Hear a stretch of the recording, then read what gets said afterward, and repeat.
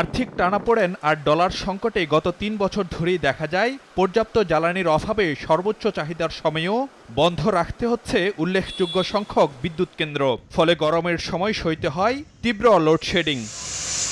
জেঁকে বসা আর্থিক সেই বেহাল দশা থেকে এখনও বেরোতে পারেনি বিদ্যুৎ খাত। বেসরকারি বিদ্যুৎ কেন্দ্রগুলোর দাবি, পিডিবির কাছে পাওনা ঠেকেছে ১৬,০০০ কোটি টাকায়। আর এই অর্থ সংকটের কারণে এবারও মিলছে না গরমে চাহিদা মাফিক বিদ্যুৎ উৎপাদনের নিশ্চয়তা।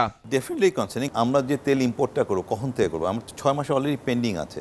সব মিলিয়ে হলো পরিস্থিতি অবশ্যই বেশ খারাপ। আমরা বুঝি যে গভর্নমেন্টেরও লিমিটেশন আছে, গভর্নমেন্টেরও ফান্ড ক্রাইসিস আছে, সেটা আমরাও বুঝি। বাট আমাদের তো কোনো উপায় নেই, আমাদের তো হাত পা বাঁধা। মানে আমি তো এটা না পেলে আমি তো ইলেকট্রিসিটি দিতে পারবো না। তাহলে কিন্তু সামারে রোজার সময় একটা লোডশেডিং আসবে। শুধু তাই নয়, ৮৪৫ মিলিয়ন ডলার বা ১০,০০০ কোটি টাকা বকেয়া দাবি করে তা জুনের মধ্যে পরিশোধ করতে পিডিবিকে চিঠি দিয়েছে ভারতীয় কোম্পানি আদানি।